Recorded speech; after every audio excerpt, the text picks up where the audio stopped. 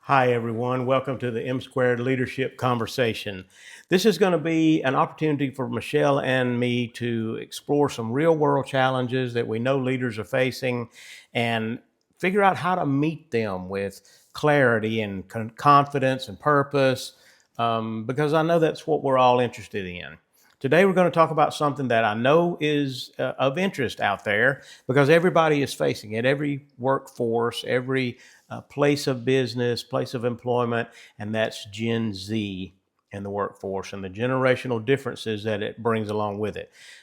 There's a lot of leaders out there who are in our shoes. We're Gen Xers, and we've been leading for years and even decades. And I know that we even have some of our predecessors, the boomers, still in the workforce, still in positions of leadership, and they're very interested in understanding Gen Z and how best to interact and really get them engaged and productive in the workforce today. There's been a lot of talk about how different Gen Z is. They've got different values, different expectations, different ways they communicate, and some leaders see those differences as frustrations.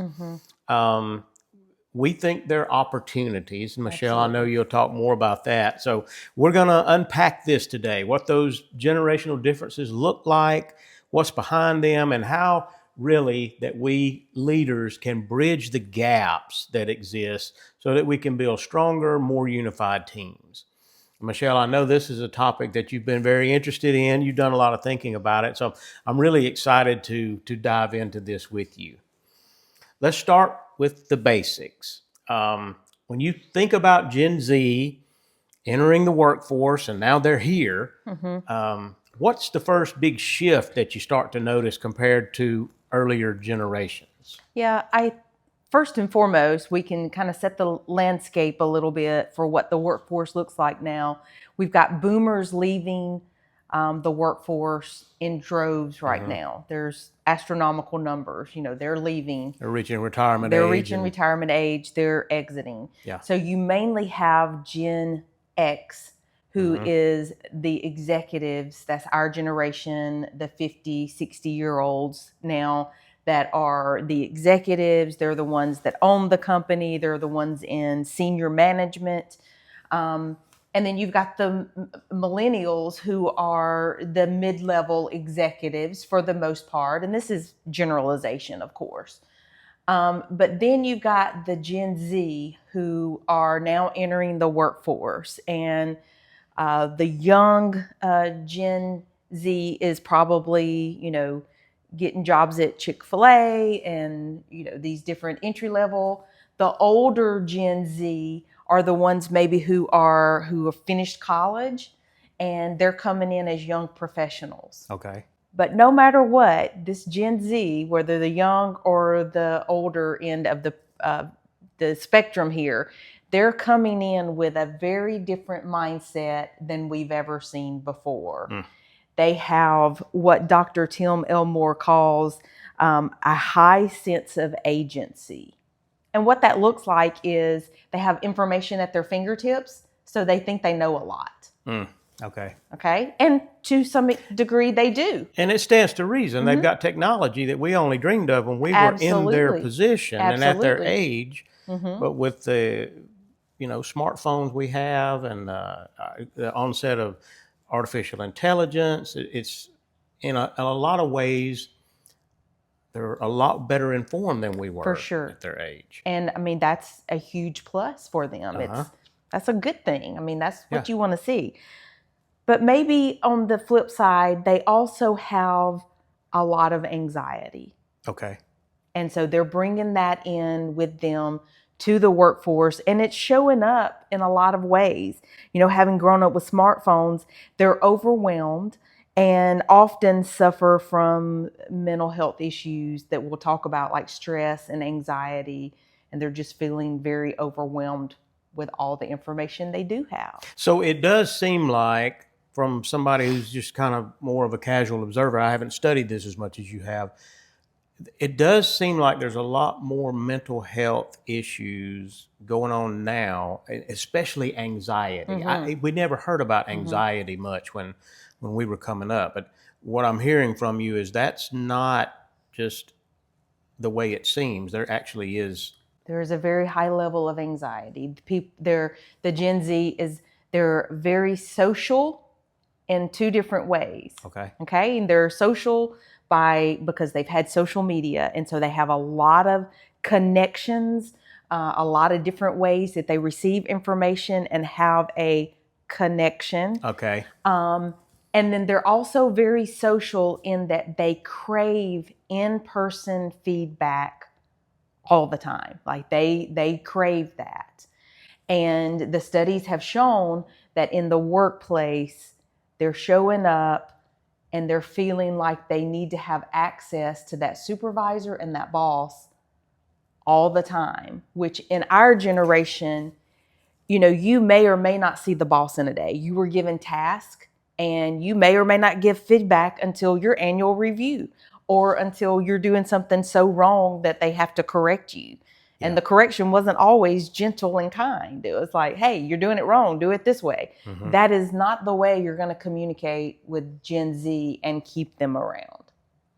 So generally speaking, they're coming in with a very high sense of agency, which means that they have a much better skill set technology-wise than we did. Right. And they've got a lot more information at their fingertips, and they think they know so much because they can watch a YouTube video or, whatever on how to do anything.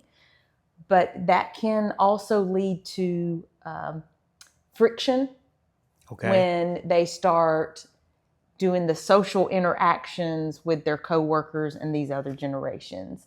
And that comes with also a lot of anxiety because the anxiety is being generated because an older generation doesn't know how to interact with them in a way that is soothing to them or promotes productivity. And a lot of times they'll opt out of that job, and they're not afraid to opt out of their job. We used to stick it out. Longevity was a thing of honor. Yeah. They don't put the same value on longevity in a job. Right. So they will leave that job for the sake of their mental health in a heartbeat. Okay. A couple of things that you said have got me wanting to dig deeper a little bit into some of this. The friction in the interactions. Let's go there first. What do you think that looks like? What is it that managers like of my generation and the one before, the boomers and the Gen Xers, what is it that we do that contributes to the friction? And, how does that manifest? What does that look like in the workforce? Yeah, so it'll manifest in many different ways. But one that I spoke to earlier is the feedback. Mm-hmm. They need constant feedback, and they need to be validated. And I know to our generation, this is like, get over it, mm-hmm. But what's happened is, and we can't be too critical. Gen X cannot be too critical of the Gen Z. And if you've never studied generations, what you have to understand is usually you have a gap between the generations that have the most conflict. So right now, Gen X and Gen Z have the most conflict. Okay, so there's a generation, the millennials and the millennials and boomers have major conflict. Okay. Adjacent generations usually have overlap. They understand each other a little better. Understand each other a little better. Okay. But it's the wider the gap, the harder it is to bridge that gap and put all the pieces together for you to truly understand where the other one came from. And I guess that stands to reason, because when you think about the environment, the culture, the state of the world, so to speak, that the boomers grew up in, mm-hmm. compared to the one that there's just hardly any, mm-hmm. I mean, it's like ships passing in mm-hmm. the night. There's hardly any overlap or any mm-hmm. commonality there at all. So I guess that makes sense. Yeah, and you also have to remember that Gen X, for the most part, raised Gen Z.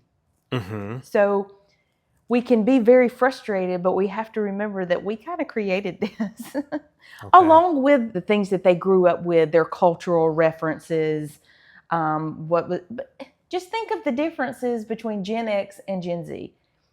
Gen X was left alone after work, after school. Mom and dad both were usually at work. They came home, took care of themselves, went back outside, stayed gone, come in when the street lights came on. It's that kind of thing. I lived all of those things that you're talking about. We had a lot more autonomy. Mm-hmm. And it was, I believe, around 1990 when I believe it was John Walsh. His son was kidnapped, and it was a very tragic thing. And of course, he launched this big investigation, of course, to try to find his kidnapped son, and it became a TV show, FBI's Most Wanted or whatever. America's Most Wanted, maybe, whatever it was. And so this launched into this thing about protect your children at all costs. And so when that happened, we were young adults getting ready to start our family, and we were thinking these things. Kids started being put on milk cartons, and so we started this whole thing of we have to protect our kids. We can't leave our kids out here like our parents did. The world is progressively getting worse, and so we're going to have to protect our kids in whatever way that we can. And of course, that's a good thing, but it doesn't come without its own set of issues that it brings along with it, right? Of course. And so thus began the age of helicopter parents, where we protected the kids. We wanted to know where they were at all times, introduced the smartphone that they grew up on. It was nothing for kids, to the Gen Z to have, a smartphone. In fact, they've never not had a smartphone. Right. Yeah. And so as soon as parents allowed them to have a smartphone, they had a smartphone. We had GPS. We could track them everywhere they went. They couldn't go there without calling us when they got there, when they left, we started tracking their every movement. They lost a sense of autonomy. When you do that, you also take away their confidence. And we wanted to build their self-esteem.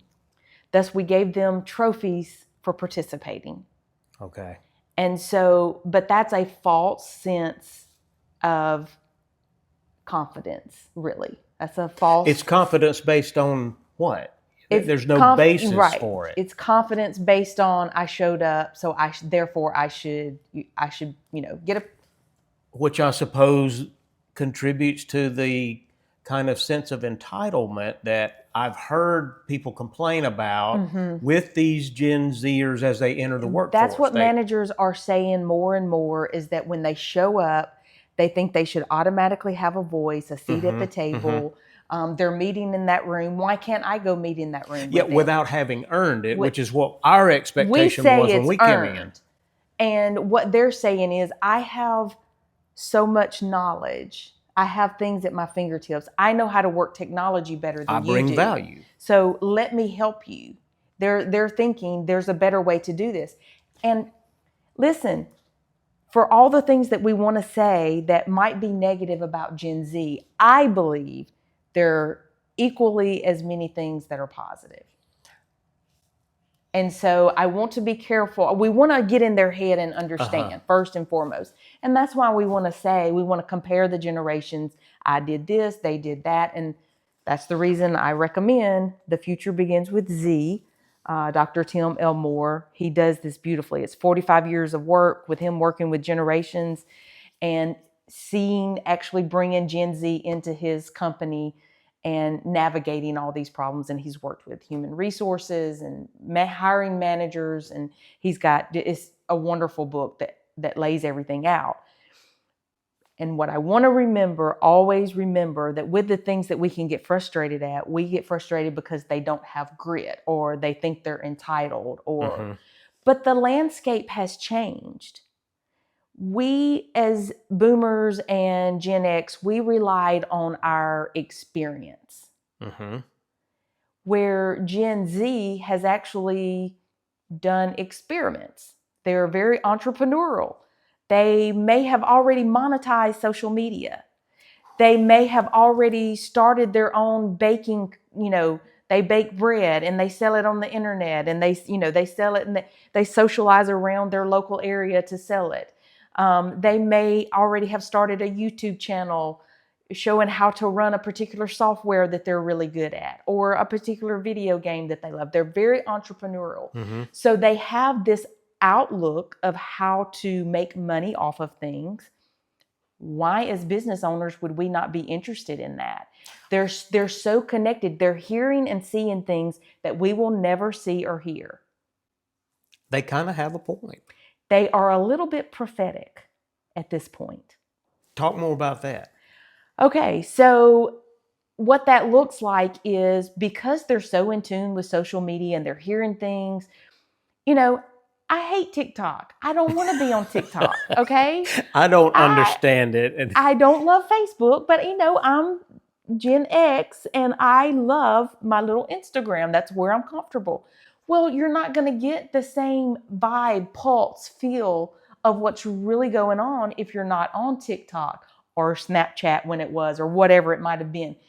They are not afraid of any new technology. They don't care if it's changed. In fact, they're curious. Okay, what does this platform do that the other platform didn't do? Right. And so they are able to see, hear, and know a lot of times what's coming. They almost are intuitive about the way people are perceiving things, the way people are buying things. And we should want that. We should want what's coming next instead of just trying to tweak and fix what we already have. And that's the difference. That's the value that Gen Z can bring to the table when you let them sit with you, hear all the things, all your good wisdom and your idea, and let them have a little entrepreneurial section of your company or whatever, where they boost and help you to see what's coming. It reminds me of this thing that I've read about, and I won't get the terminology exactly right, but it's almost like mutual mentoring. Yes. Where there's certainly value that, us Gen Xers and our boomer companions and colleagues can certainly add a lot of value, because we've been there and done that. We've got all this lived experience that would certainly be valuable to a new Gen Z person in the workforce. But they have a lot that they can contribute to us. For because sure. If you could see the wheels turning in my brain while you were talking about this prophetic thing, I can't keep up with what's happening now, much less be able to look a few months into the future and say, oh, this might be coming down the line. They're much better suited for that. And they could be a real help if we would be willing maybe to lay our pride aside a little bit and tap into this resource. It's an ego thing for sure, that we, it's not that we intentionally want to hold them back, but we have ingrained in our heads that there's a path where you have to earn everything. Okay, that leads me to something that I don't want to get us off track here, but do you feel like that we Gen Xers and boomers try to, because we did it this way and we paid these dues at this time in our life and all of that, do we want to imprint that on this the new generation, the Gen Z? Do we want to put them through the same kind of experience that we had to go through? And is that a mistake that we make? It is something that we want to do. That is our tendency, because that's the way we were raised. To a certain degree, it's a good thing. Okay. Values should always be passed down and imprinted on the next generation. Okay. Principles and the morals of the company, how the company is going to operate, what its values are. Yeah. That has to be translated, because we don't want AI or any other kind of technology to get out of hand and be unethical. Right. So, as in the ethics vein, I think we absolutely need to continue to imprint relational things. Okay. For instance, a manager had a Gen Z that she promoted and let her be the team lead. When she would come to meetings, she was always on her phone, and not on her phone in the typical way of like, okay, notes, let me make a note of that in my calendar. Okay. She was just like on her phone, like constantly. Very bright person who could take in all the things that are happening and be on her phone doing other tasks while she's there. So she's smart and capable enough to do that. Okay. But what she was missing was all of the put the phone down, look up. She's missing the verbal cues.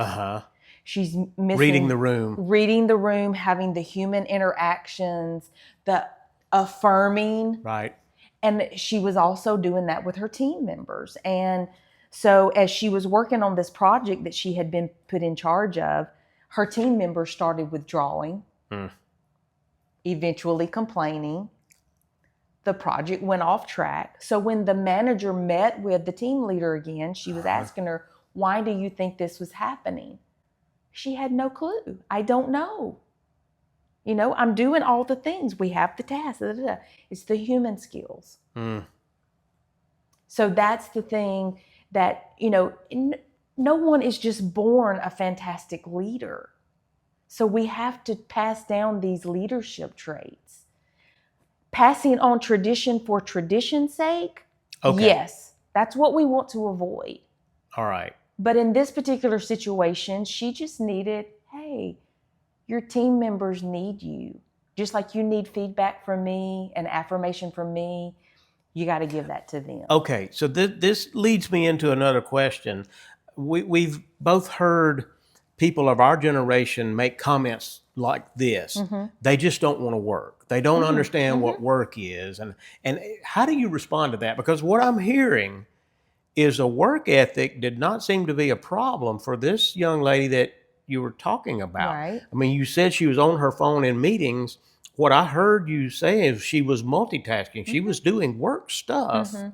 So work ethic doesn't seem to be a problem. But where does that come from? The work ethic looks different from what we're used to. All right. We have defined work ethic as in showing up a little bit early, staying a little bit late, working your full hours, maybe some overtime. It's not put in a time constraint for them. Okay. Work ethic for them is getting the work done and then they're done. Not being obligated to be still sitting in a chair for the extra hours when the work has been accomplished. They want to know the why. That if there's one thing you could get down to from the whole conversation around Gen Z, they want to know why. They're very mission driven. They want to solve social injustices or things that are happening in the world. They're all for a cause. Relate it to a cause. Any work that you give them, show them how it's going to benefit the customer, how it's going to make something better for someone else, how it's going to make the world a better place, how we're going to be able to communicate better. Tell them why, how, that this is really going to make a difference in the world. So that work ethic will thrive. What I'm hearing here is that sounds like a wonderful idea. And I would have loved to have had that kind of connection made for me in many of the roles that I had when I was coming up through the workforce, and it just often wasn't there. Sure. You had to figure it out for yourself. Do this because I said so, and just trust me that it's for the greater good. There's a purpose. All that was kind of implied, and it would have been a nice to have. What I'm hearing about with Gen Z is it's not a nice to have, it's a have to have. Absolutely. In order to get them motivated and to have the kind of buy-in that we really need them to have to make the contribution that we need them to make. Am I getting that right? Absolutely. Bottom line is we want Gen Z on our team. We don't want to not have them. So we need to figure out what it will look like for us to be able to nurture them and keep them. And I don't mean nurture in a let's baby them way. Right.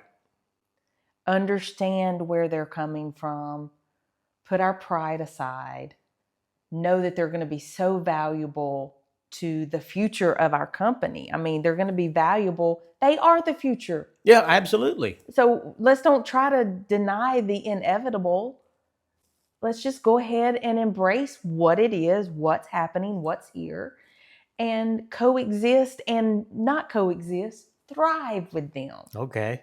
I mean, they add so much value, but they also need our feedback and our help. We're here for a reason. Mm-hmm. And, you know, I just think once you get the multi-generations in a room, I love it. You don't want someone or a company or a team that sees everything the same. You will miss something. Absolutely. Because one person blind spots can't see it all. Yeah. All right, let's get practical with Okay. this. What are some things that us Gen Xers, that us boomers need to be doing that we're not doing with regard to how we're leading these Gen Z, newbies coming into the workforce? What are we doing that we need to stop, and what are we not doing that we need to start? Let's make it practical. Give us some things. Well, I mean, practically we need to just stop, saying get a grip, get some grit about you, saying those kinds of, that terminology and using that kind of language with them. It's not going to work. Are you telling me that's not productive? That is not productive. When you're onboarding, it really starts from the beginning because it's very relational with Gen Z. Okay. So for them to be in your employment and on your team, it is relational. And from the beginning, we all know one of the very most important foundations in a relationship is trust. Mm-hmm. And they need to be able to trust you. They need to be able to trust you with all the insecurities that they bring, all the anxiety that they have. They need to not be afraid. They need to feel safe at work. And that looks a lot different than when we started. When we started to work, and I've started many jobs where you show up, they forgot you were coming. Yeah, I've had that happen. It's your first day. They're having to, clean off a desk for you. It's like, okay, and you know how that made you feel. So, absolutely. To bring Gen Z on board has to start way before the first day. Okay. It starts in the onboarding process, letting them know, frequent conversations with them, what it's going to look like when they join the team, what to expect when they show up. They might even have a day where they come in and just walk around and get a feel of the place. I know I have a family member that no matter where, she's Gen Z, and if we're going to a new restaurant, if we're going to a new spa, or we're going anywhere new, she likes to look up that place and get a view of what the room looks like, what the restaurant looks like. So they like to know kind of what's coming, what their space might look like. Does it kind of go back and tie into the anxiety thing? Oh, for sure. Okay. 100%. So what I'm hearing is the onboarding process needs to look a little different for them than it probably did for us. And that's not a weakness, it's a difference. It's a difference. And so they need you, the boss, to be actively involved and engaged. So you don't probably need to have a full day's worth of meetings on your calendar on the day that you onboard your new Gen Z person. Or if you have an onboarding person, make sure they're developing the relationship with that person and the team they're going to be working with. Dr. Elmore actually recommends that there's a social beforehand with their team, so they actually can meet their team members and exchange social media stuff so that they can actually start being comfortable with each other on social media before they actually show up at work. So this is not necessarily a coffee and donuts kind of thing. It's more of a virtual. It could be. There is a show up, meet and greet, so that you have permission to connect on social media. Okay. And then, they have a week where they're connecting, they're looking at each other's, they're getting to know each other in the way they know how in the way that they're comfortable with. Wow. Which is virtually first It's Mm-hmm. again, it's like letting them look at the restaurant before they go eat. Okay. It's like letting them look at their team members' lives a little bit before they actually have to work with them. They're getting comfortable with them. They feel like they already have a little bit of knowledge because they're so used to having so much knowledge at their fingertips. Okay. Yeah, that makes sense. The complete unknown is just, I mean, read this book. Parents have been showing up on job interviews with Gen Z. I've read about this. They've been helping them with their salary negotiation and not, hey, mom, dad, tell me, No, tonight, actively involved with the actively employer. that day with the employer coming in after the interview and doing salary negotiations. So it's they don't want to do anything new and unknown, by themselves first. That's not a strength of theirs, just to go figure it out. They need that reassurance. And so that's one of the key things that we can do is the onboarding process. Once they're actually at work, one of the best things you can do is give them a sense of ownership, of that it feels a little bit entrepreneurial. So not necessarily put in charge of a project. You might want to put a Gen Xer in there in the project to keep everything sane and balanced. Okay. But the Gen Z gets to go in on, this is a brand new project or a brand new system that we're going to figure out how it works. You're new. Here, you're a fresh set of eyes. Help us figure out. Like an opportunity to innovate. Exactly. And even though it may not be their full-time job, maybe not the whole task that they're hired to do, but it could be project driven where they have this sense that they're creating something to make something better. Okay. So those are some of the key things that you can do to motivate and keep Gen Z engaged. Awesome. I know we probably need to wrap this up. Help me bring it home here. If you could give one piece of advice to us seasoned leaders of a prior generation who's feeling frustrated, and I know that's a thing out there right now, feeling frustrated with these younger Gen Z employees, what would you tell them? What advice would you give them? They have value. You have value, they have value. It's all about relationships. And really go back and think about, either your grandchild or a child or niece or nephew of that age in your family.